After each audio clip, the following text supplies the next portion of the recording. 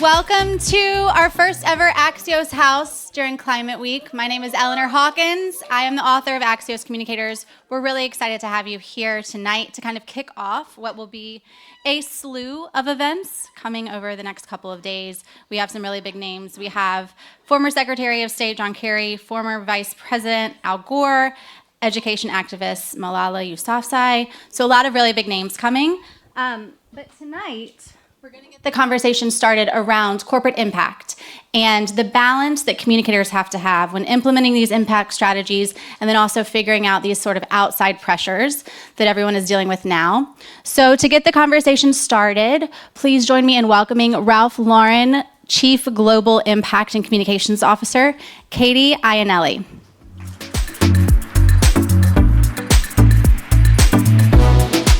Hi. How are you? Thank you so much for joining us. Thank you for having me. We had to really convince Katie to do this. Communicators. I feel like I'm with a celebrity though, because this is the first time we've met, and everybody I meet is like, "How do you not know Eleanor?" That's nice of you to say. Well, communicators are also hard to get on stage, right? Like you're used to being in the background. You're used to prepping your executives for this. So we're happy to have you. When we spoke earlier, you mentioned that you intentionally wanted the impact part of your title to come first. Can you explain? Can you tell us why that is? Sure. So I guess a little bit of history first. So I've been with Ralph Lauren for about 8 years now. And I came into the company late 2016, early 2017. And it was the first time that there was a communications role on the executive leadership team. And like a lot of industries, whether it's media or tech, at this point it was apparel and retail, the narrative was old retail is dead. People only care about e-commerce. You know, the brand was facing a lot of challenges. So that's why they put the role on the ELT as an acknowledgement that communications needed to really support the transformation. My background, I come from Brunswick. I love a challenge, and the idea of helping to bring this incredible, iconic brand through a transformation was really appealing to me. About a year in, we added government relations. That was really born out of trademark protection work that we were doing in China. And we realized that in addition to fighting for our trademark through the court system in China, we needed a parallel complementary government relations strategy. And so we kind of formalized government relations, and over time that has expanded significantly. It's probably the fastest growing function inside the department today. Cut to about 2.5 years ago, we took on sustainability and citizenship. And to some extent it was opportunistic. We were doing a restructuring at the company, and I had, through communications and the public affairs work, always been adjacent to it and intersecting it. But had never led the strategy piece of it. And to your point on impact, it was very important to me to signal that this wasn't communications and public affairs absorbing sustainability. We were starting a new department. There are incredible, talented climate scientists on our teams, people who have worked for years and years inside the supply chain. And I didn't want them to feel like communications had a higher order value than what they did. They're both equally important. You have to get the strategy right. And of course, you want to communicate it well and right too. So long answer to your short question. Well, so is that how you think about the two roles working together, right? Like the impact team comes up with the strategy and comms helps with the messaging. Is that really where it is? And also the alignment piece is important too, right? Yeah, I mean, I think we all know, and I know this is an audience of mostly communicators, it's not that cut and dry. And so sometimes comms is influencing, I think this is increasingly the case, communications is influencing strategic decisions. So it's really a partnership. I always tell the comms team that we have two jobs. One is to understand the truth of the company. The other is to put that truth into context. And that context piece is becoming increasingly important because of everybody has a voice, everybody's vocalizing how they feel about anything related to your brand, your leaders, et cetera. So understand the truth, understand the context, how are people feeling, what is the environment, what is the mood, and we can talk more about this, but I think there's a quantitative piece of that, and then there's just a qualitative sort of gut-based piece of that, and good communicators pair those things.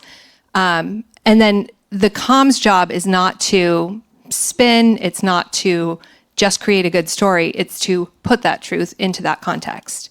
And that's what really good communication strategies deliver. I like that. It's all about providing the context for the strategy. So one thing that you said to me too that I thought was interesting is you said Ralph Lauren is not a partisan company.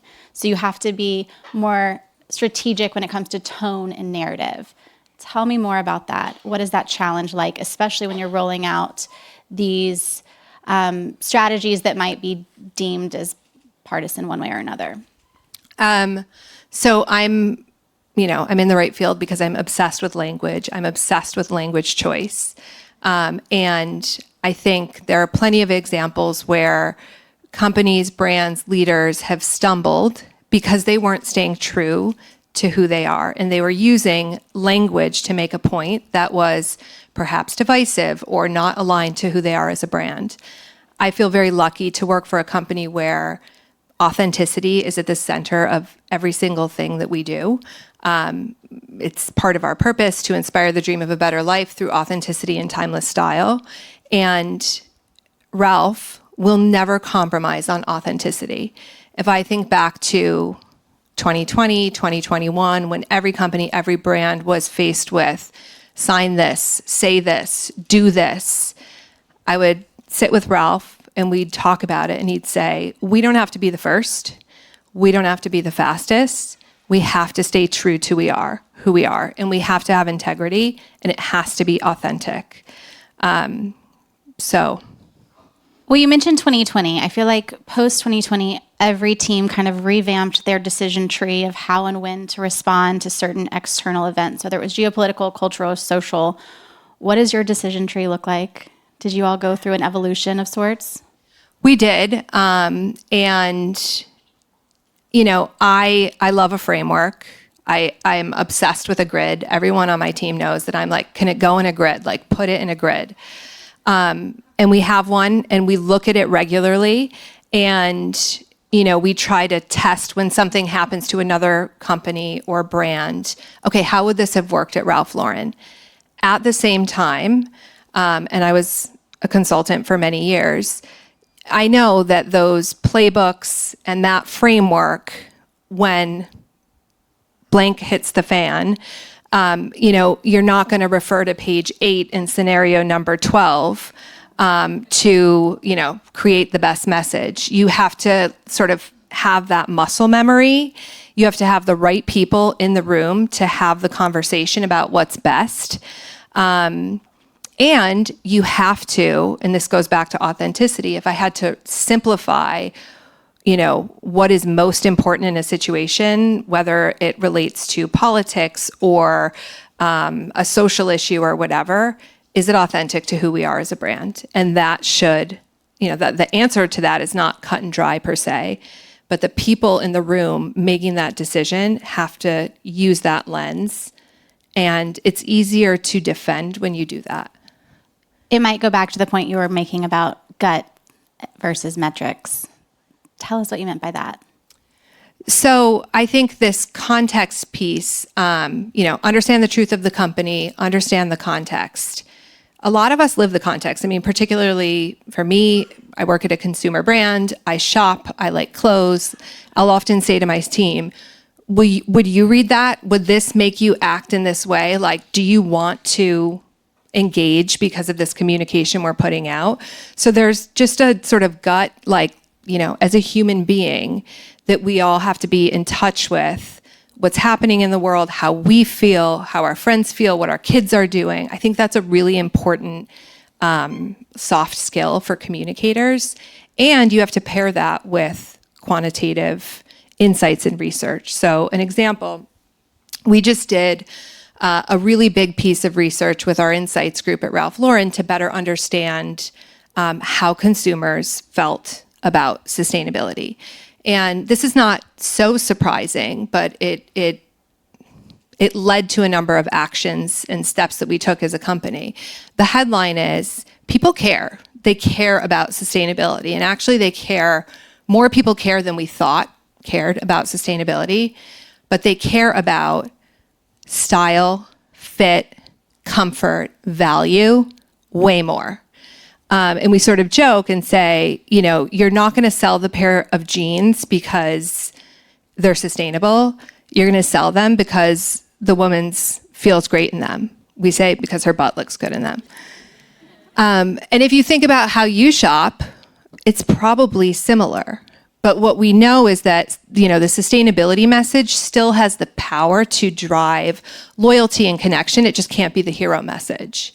And so this is part of our Olympics collection. This is made according to the responsible wool standard. Really, great sort of sustainability story behind how this was sourced. Not going to be our hero message, because the hero message is about its timeless style, the aspiration and the story around the Olympics. And by the way, this is made in accordance to the sustainable wool standard. So we had this big workshop recently with everyone in the company who does marketing, copywriting, anyone who communicates in the widest sense of the word, to really unpack the research and say, okay, what are the implications for us? There's been a lot of headlines recently around this shift towards silence when it comes to companies engaging in ways that we were just talking about. What do you make of that? Do you agree that there's been a shift? What do you anticipate, or where do you anticipate we'll be, in April? Oh gosh. I don't know where we will be in April, and I'll probably sound like a broken record on this, but for us, it goes back to authenticity. So I think where companies have stumbled is they were too reactive for a period of time. And so they were reacting to outside pressure, and they were implementing programs and, communicating in ways that didn't create value in the business, or, minimize risk in some meaningful way, or future-proof the business. And ultimately, they weren't authentic to the business and, the different stakeholders the business served.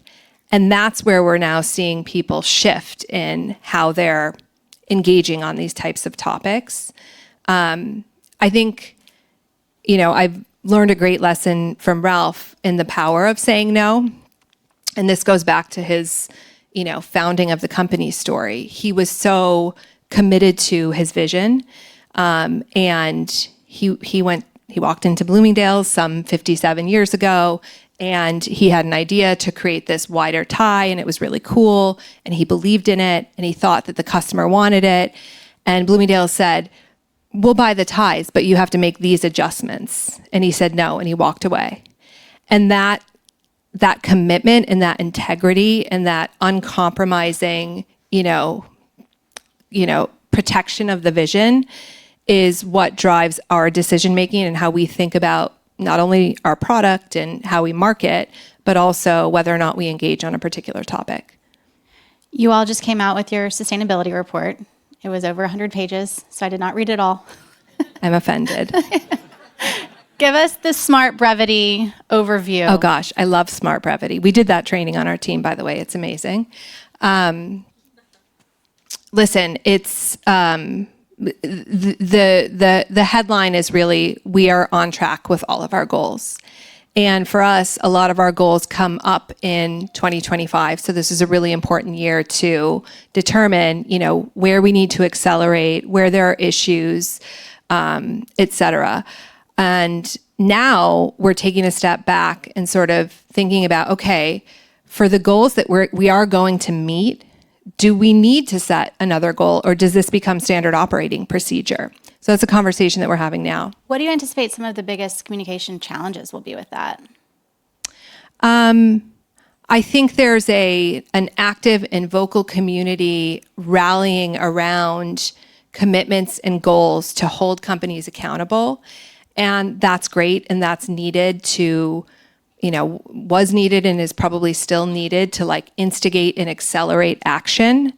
I think now that we're in this moving from the what to the how, and we're reaching some of the goals, and then we're shifting into, whether or not it becomes standard operating procedure, whether we can all sort of accept the nuance around that, what it really means to integrate sustainability into the business may mean there's not a specific, goal around it.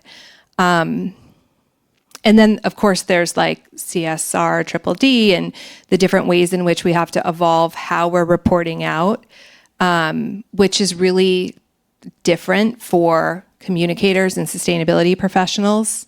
Having to shift to be more like finance and audit professionals. We just hired someone from our audit team internally and moved them to our sustainability team to help prep for that.